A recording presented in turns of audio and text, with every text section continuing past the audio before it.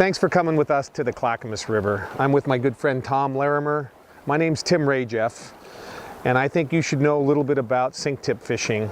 And literally one of the things that's changed the way we fish for winter steelhead and anytime we need to get the fly down is with Skagit heads.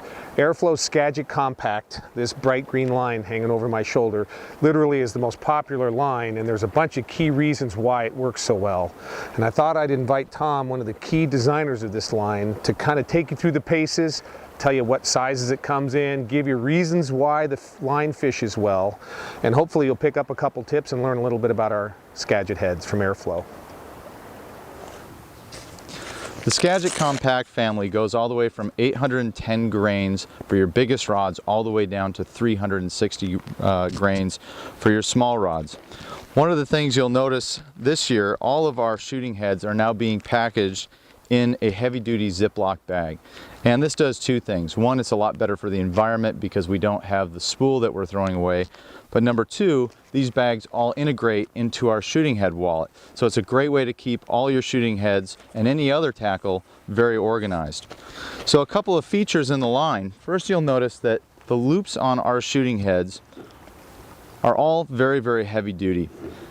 They'll stand up to years of abuse, but the big thing to be aware of is that the black loop goes in the back.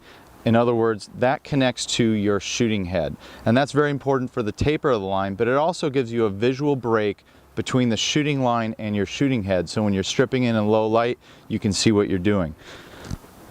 On the front of the line, we have the color-coded system that all of you have come to know, but we have also gone to a printed version of this that now has what the line is and the line size. So all Airflo fly lines are made out of polyurethane, and we do this for a couple reasons. One, it's better for the environment. Number two, it's a much more durable material than traditional PVC.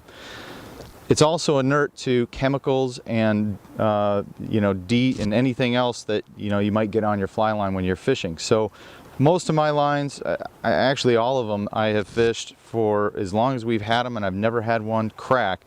They're extremely durable. They don't dry out. They feel as good casting day one as they do day 500. So in addition to your Skagit head, you're just going to simply loop on one of these sink tips in our 10 or 18 foot custom cuts, cut the tip to the size that works for your cast and your fishing conditions, and you're good to go.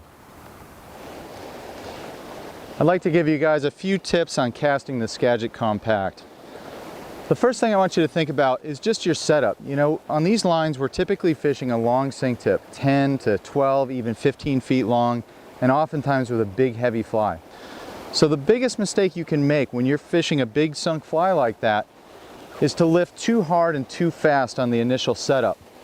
As you do that, your rod tip goes way past you, and you've got to oftentimes snap the rod back down to get everything in line, and it ends up in a big bunch on the water. So instead, even though this is counterintuitive, think slow and easy to start your lift. Start your rod tip right at the water surface. Start making that lift as gentle and as smooth as you can. And I just hung on the bottom. Let me do that again.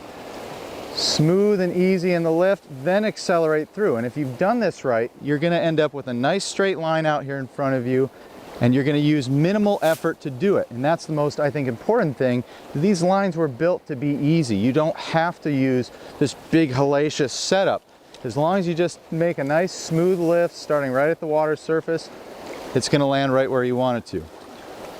The next thing I want you to think about is the sweep of the rod through the D-loop. Many of us learned how to cast two-handed rods on a longer line, like a 55 or a 65 foot head. These heads are considerably shorter. So one thing that'll help you is to make a higher, flatter plane as you sweep. So once you've made your setup, think about making a distinct vertical lift up to about just past your head, maybe 45 degrees or just a little shy of that. As that rod tracks around, keep that rod on that nice flat plane, then sweep into the casting position. And a good way to sort of envision this is if you got this big ass sombrero, a 20-foot sombrero on your head. You're going to lift to the edge of your sombrero and then track that sombrero. So I'm going to make my vertical lift, come around, make my cast. So what this does is essentially give me more stick on the water. Where a lot of people start low and sweep high into their casting position, with a longer line, that's exactly what you want to do. But with a Skagit head, keep a little bit flatter, higher plane, and you're going to get more stick. So the last thing I want to tell you guys about is just using your bottom hand for your forward cast. And one of the most important elements of that is getting your rod back into the proper firing position. One of the big mistakes I see is when people stop, they oftentimes stop their rod a little too vertical. And by doing that, they feel like they have to push the rod down to get the rod to load. Make sure that rod gets back to about 130 on the clock face. So as you make that stroke, you've got a long stroke that allows you to load the rod through a really long stroke. That's what lets you use your bottom hand. So make your setup, nice flat plane, bring the rod back, use the bottom hand, and you're going to get some great casts. So I'm going to show you guys how to mend a Skagit head, or any head for that matter, where you're using a running line. And this is one of the complaints, one of the biggest complaints of heads that I see out there. And for most people that are complaining about it, they probably aren't doing it right. So the first thing I want you to think about is when you make your cast, don't be afraid to drop your tip down at the end of your cast. That'll give you the maximum lift as you go to make your mend, as opposed to stopping that rod tip up high where your Skagit head lands.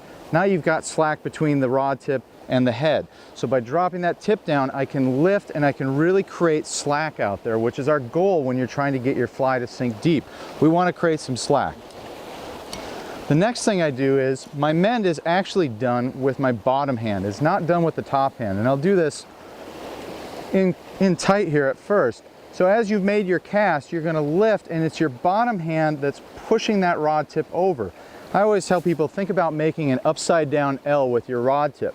And the bigger that L is, the more slack you're going to create. So let's put it all together. Make your cast, drop your tip down, lift to pull slack, make your mend.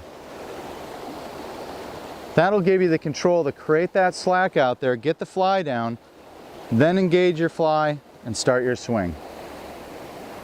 So if you're like me and you have time to fish an Airflo Skagit head, you'll know how important these are. They literally have revolutionized what we do out on the river.